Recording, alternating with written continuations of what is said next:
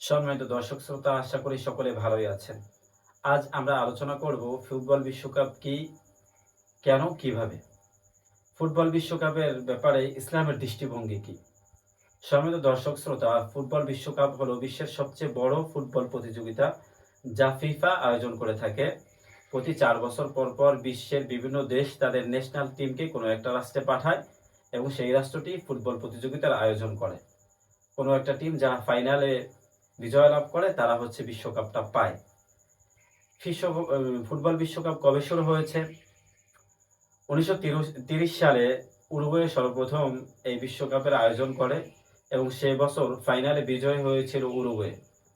এবার আসুন, খুব গুরুত্বপূর্ণ এবং ইম্পর্টেন্ট বিষয় হলো যে ফুটবল বিশ্বকাপ সম্বন্ধে ইসলামের দৃষ্টিভঙ্গি কি।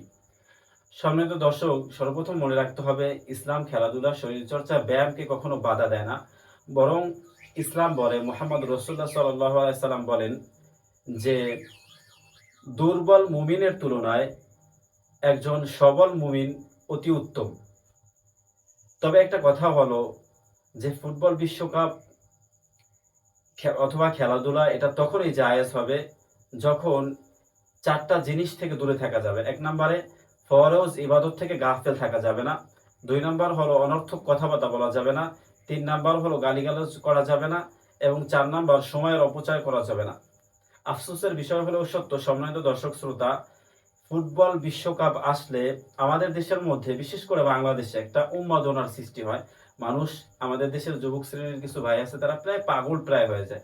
তারা বড় বড় পতাকা বানায়, তারা হচ্ছে তাদের বাড়িগুলোকে কালার করে, কেউ ব্রাজিলের, কেউ আর্জেন্টিনার, অথবা কেউ জার্মানের। অনেক মানুষ আছে মুসলিম রাষ্ট্রেও সাপোর্ট করে থাকেন, সেটা ভিন্ন আলাপ। সম্মানিত দর্শক শ্রোতা, দেখেন আল্লাহ তাআলা সূরা মুমিনের মধ্যে বলেন, "কদ আফলাহাল মুমিনুন আল্লাযীনা হুম ফি সলাতিহিম খাশিউন ওয়াল্লাযীনা হুম আনিল লাগবি মুরিদুন।" মুমিনরা হচ্ছে সফলকাম, আর সফলকামদের ভূমিকা বলতে যে আল্লাহ বলছেন যে যারা তাদের নামাজের মধ্যে ভীতু সন্ত্রস্ত এবং যারা অনর্থক কথা এবং কাজ থেকে নিজেদেরকে হেফাজত করে, সংরক্ষণ করে, তারা হইল সফলকাম। তো ফুটবল বিশ্বকাপ আসলে আমাদের দেশের ছেলেমেয়েরা যেই পরিমাণ সময় অপচয় করে, যেই পরিমাণ টাকা পয়সা করে, টাকা পয়সা নষ্ট করে, যেই পরিমাণ বাইক রাইড করে, শোডাউন দেয়, বাড়িঘর কালার করে, বিশাল বিশাল পতাকা বানায় এবং তারা তাদের আইকনিক যে সমস্ত প্লেয়ার আছে তাদেরকে তাদের জীবনের মডেল মনে করে। শুধু মডেল না, সুপার মডেল মনে করে। কেউ মেসি, কেউ নেইমার, কেউ এমবাপ্পে, কেউ ক্রিস্টিয়ানো রোনালদো, কেউ মুহাম্মদ সালাহর সাপোর্ট করে থাকে এবং তারা তাদের জার্সি গায়ে জড়ায়। তো প্রিয় ভাই, মনে রাখতে হবে, আপনি যে জার্সিটা গায়ে জড়ালেন, সেই লোকটা কি মুসলমান নাকি বিধর্মী? তার মাধ্যমে কি ইসলামের উপকার হইতেছে নাকি ক্ষতি হইতেছে?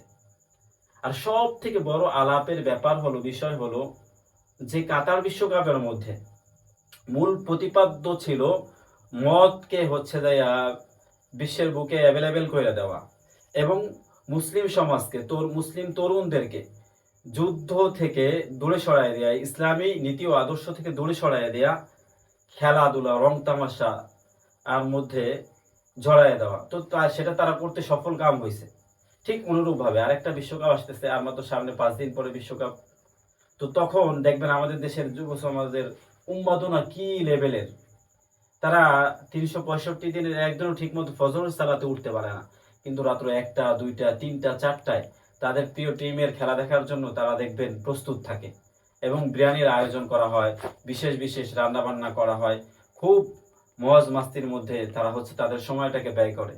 তো প্রিয় ভাই, শরীরচর্চা, খেলাধুলা এটা ইসলামে নিষিদ্ধ নয়, তবে ইসলামী সীমারেখার মধ্যে থেকে খেলাধুলা করতে হবে, শরীরচর্চা করতে হবে। তো আমি আপনাদেরকে একটা পরামর্শ দিব যে আপনি নিজে খেলুন, নিজে শরীরচর্চা করুন, ব্যায়াম করুন, তবে বিধর্মীদের খেলা দেখার প্রয়োজন নেই। তার কারণ এর মাধ্যমে আপনার কোনো ফায়দা নেই, ইসলামের কোনো ফায়দা নেই, বরঞ্চ আপনার টাকা, সময় এবং শারীরিক সক্ষমতা নষ্ট হয়। আসসালামু আলাইকুম, ভালো থাকবেন। আশা করি আমাদের ভিডিওটা শেয়ার দিবেন। আলোচনাটা ভালো